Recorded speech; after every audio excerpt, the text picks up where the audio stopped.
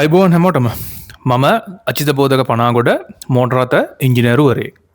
අද ලංකාවේ පාරට බැස්සහම වැඩිපුරම දකින්න ලැබෙන්නේ අලුත් පෙනුම තියෙන චීන එමනතම් මේඩින් චයිනා EV සහ හයිබ්‍රිඩ් වාහන. මේවත් එක්කම ලොකු කතාබහක් යනවා මේ චීන වාහන ගත්තෝ තමාරුව වැටයිද එමනත්තම් මේ බැටරිය එක අවුරුද්දෙන් දෙකෙන් තුනෙන් නරක් වෙයිද. අද මම ඉංජිනේරුවරයෙක් විදිහට මේවයේ ඇත්තම තාක්ෂණික තත්ත්වය ඔබට විග්‍රහ කරලා දෙනවා. ඉතින් වීඩියෝකට යන්න කලින් විශේෂ දැනුම්දීමක් කරන්න ඕනි. මම අද මේ වීඩියෝගෙන් කතා කරන කිසිදු වාහන සන්නාමයක් එහෙම නැත්නම් වෙහිකල් බ්‍රෑන්ඩ් එකක් සඳහා කිසිම අනුග්‍රහයක් එහෙම නැත්නම් ස්පොන්සර්ෂිප් එකක් මට ලැබිලා නැහැ.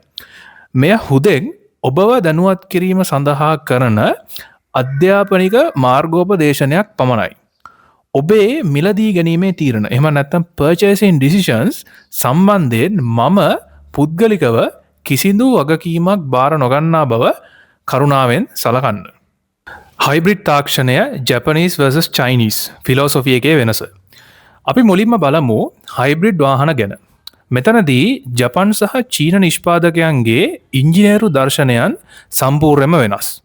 ජපන් දර්ශනය ටොයෝටා හොන්ඩා. ජපන් නිෂ්පාදකයන් PHEV එහෙම නැත්නම් ප්ලගින් හයිබ්‍රිඩ් වලට වඩා වැඩිපුර අවධානය දෙන්නේ වාහනයේ ඇති එන්ජිම සහ බැටරි පද්ධතීන්ගේ මනා ගැලපීමට. එහෙම නැත්නම් සිස්ටම් ඉන්ටිග්‍රේෂන් එකට සහ දීර්ඝකාලීන විශ්වාසනීයත්වයට. මෙතනදී PHEV එහෙම නැත්නම් ප්ලගින් හයිබ්‍රිඩ් කියන්නේ මොකක්ද කියලා ඔබ දන්නේ නැත්නම් මම ඒකත් මෙතනදී කියන්නම්. මේකත් සාමාන්‍ය හයිබ්‍රිඩ් වාහනයක්ම තමයි. වෙනස තමයි මේකේ බැටරිය ගෙදර කරන්ට් එකට ගහලා අපිට පිටින් charge කරගන්න පුළුවන්. ජපන් හයිබ්‍රිඩ් පද්ධති කාලයත් සමග ඔවුන්ගේ කල්පැවැත්ම දැනටමත් ලෝකය පුරාම තහවුරු කරලා තියෙනවා. ජපන් හයිබ්‍රිඩ් වාහනයක තියෙන්නේ සාපේක්ෂව කුඩා බැටරියක් උනත් ඉතාමත් ඉහළ ඉන්ධන කාර්යක්ෂමතාවයක් දීර්ඝ කාලයක් ගැටලුවක් නැතුව පවත්වා ගන්න ඔවුන්ට පුළුවන් වෙලා තියෙනවා. චීන දර්ශනය BYD වැනි සමාගම්. බහුතරයක් චීන හයිබ්‍රිඩ් වාහන වැටෙන්නේ රේන්ජ් එක්ස්ටෙන්ඩර් EV එහෙම නැත්නම් EREV කියන ගණයට. මෙහිදී එන්ජිම මගින් රෝද කරකවනවට වඩා එන්ජිම භාවිතා කරලා බැටරිය charge කරන එකයි වැඩිපුරම වෙන්නේ. ඔවුන් වැඩිපුරම ફોකස් කරන්නේ විශාල බැටරි සහිත PHEV එහෙම නැත්නම් ප්ලගින් හයිබ්‍රිඩ් ඉලෙක්ට්‍රික් වාහන සඳහායි. ප්‍රායෝගික ගැටලුව. බැටරිය charge කරලා තියෙන වෙලාවට මේවා ඉතාමත්ම කාර්යක්ෂමයි. හැබැයි බැටරිය බැස ගිය පසු ඒ විශාල බැටරිය බර වාහනයට අමතර බරක් එහෙම නැත්නම් ඩෙඩ් වේට් එකක් වෙනවා. එවිට එන්ජිමෙන් විතරක් දුවද්දී ඉතාමත් ඉහළ ඉන්ධන පරිභෝජනයක් පෙන්눔 කරනවා. ඒ නිසා ටොයෝටා වැනි ජපන් වාහනයක එහෙම නැත්නම් ටොයෝටා වැනි ජපන් හයිබ්‍රිඩ් වාහනයක තියෙන දීර්ඝකාලීන ඒකාකාරී ඉන්ධන කාර්යක්ෂමතාවය මේ චයිනීස් හයිබ්‍රිඩ් වාහන වලින් බලාපොරොත්තු වෙන්න අමාරුයි. බැටරි තාක්ෂණය NMC versus LFP. ඇයි Nissan Leaf අසාර්ථක වුණේ? ලංකාවේ ගොඩක් දෙනෙක් EV වලට බය වුණේ පරණ Nissan Leaf එක නිසා. ඒකට පැහැදිලි තාක්ෂණික හේතුවක් තියෙනවා. Nissan Leaf NMC battery. Nissan Leaf වල ඇත්තේ NMC එහෙම නැත්නම් නිකල් මැංගනීස් කොබෝල්ට් බැටරි. මේවායේ එනර්ජි ඩෙන්සිටි එක ඉහළ වුණාට තර්මල් ස්ටේබිලිටි එක එහෙම නැත්නම් තාප ස්ථායීතාවය ඉතාමත් අඩුයි. ඒ මදිවට මේ පරණ Nissan Leaf වල මේ NMC බැටරි එයා කූල්ඩ් එහෙම නැත්නම් හුළඟින් සිසිලණය වෙන ඒවා. ඒ නිසා මේවායේ ආයු කාලය ගැන වගකීමක් දෙන්න අමාරුයි. චීන EV LFP බැටරි.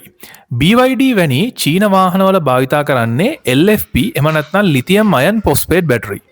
මේවායේ එනර්ජි ඩෙන්සිටි එක NMC තරම් නැති වුණත් තර්මල් ස්ටේබිලිටි එක සහ charge cycle එක ඉතාමත් ඉහළයි. අලුත් වැඩියාව. විශේෂයෙන්ම BYD Blade බැටරි අලුත් වැඩියා කරන්න බෑ. මෙහි සෙල් කූලින් ප්ලේට් එකිනෙකට ගම් යොදා එහෙම නැත්නම් ස්ට්‍රක්චරල් ඇඩසිව් යොදා අලවා තිබෙනවා. ඊට අමතරව සෙල් BMS ආදිය එකිනෙකට ගැලවීමට අපහසු ලෙස පාස්සලා තියෙන්නේ. බැටරියේ කාර්යක්ෂමතාවය කල්පැවැත්ම සහ සිසිලණය උපරිම මට්ටමක පවත්වා ගැනීමටයි මෙසේ සකසා ඇත්තේ. එම නිසා මේ බැටරි එහෙම නැත්නම් මේ චයිනීස් වාහනවල එන මේ බැටරි පැක් එක අලුත්තඩියා නොකර සම්පූර්ණ බැටරි පැක් එකම මාරු කරන ලෙසයි නිෂ්පාදනය කරලා තිබෙන්නේ. ඊට අමතරව ලික්විඩ් කූල් පද්ධතියකින් මේ බැටරි සමන්විතයි.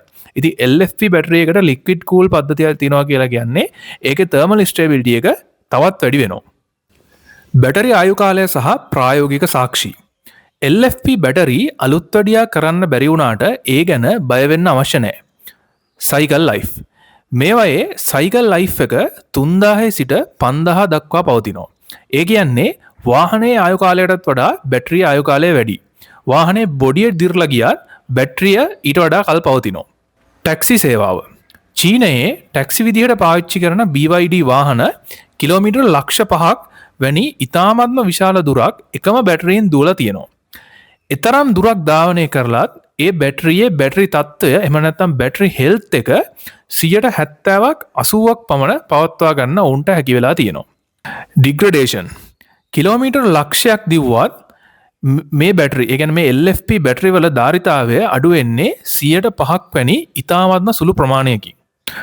ඒත් එක්කම මේ වගේ ධාවනයට නුසුදුසු බැටරි ඒ කියන්නේ මේ බැටරි හෙල්ත් එක 70%ක් 80ක් වගේ ළඟා වුණාට පස්සේ ඊට පස්සේ මේ බැටරි සෝලාර් ඕෆ් ග්‍රිඩ් පද්ධති වගේ ස්ටේෂනරි බැටරි පැක් විදිහට භාවිතා කිරීමේ හැකියාවක් පවතිනවා. අමතක නොකළ යුතු බරපතල අවදානම The Dark Side.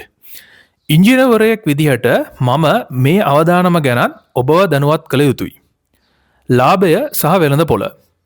විවිධ සමාගම් මේ වාහන ගේන්නේ ඔවුන්ගේ ලාභය වෙනුවෙන්.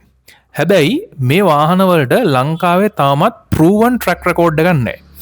ඒ වගේම ජපන් වාහනවල වගේ brand new හෝ recondition spare parts වලට ශක්තිමත් ecosystem එකක් තවමත් මේ වාහනවලට හැදිලා නැහැ.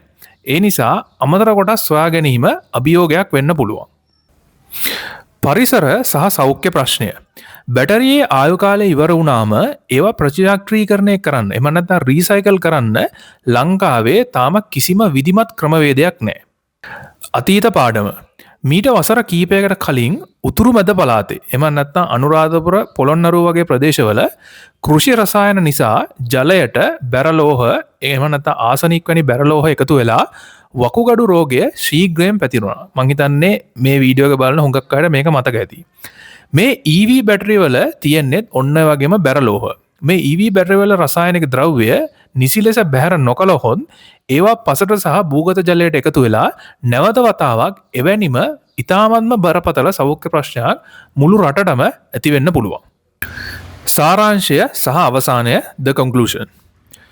අවසාන වශයෙන් චීන EV තාක්ෂණය ඉතාම ඉහළ තැනක තිබුණත් ලංකාව වගේ රටකදී අපිට තියෙන අභියෝගය තමයි තාක්ෂණයටත් වඩා කළමනාකරණය පිළිබඳව ගැටලු.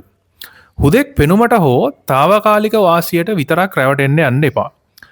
මේ වීඩියෝ සම්බන්ධයෙන් ඔබේ අදහස් පල්ලෙහැන් කමෙන්ට් කරන්න. ආපහු අලුත් වීඩියෝ එකකින් හම්බ වෙනකන් සියලු දෙනාට සුබ දවසක්. අයබෝවන්. ජය වේවා.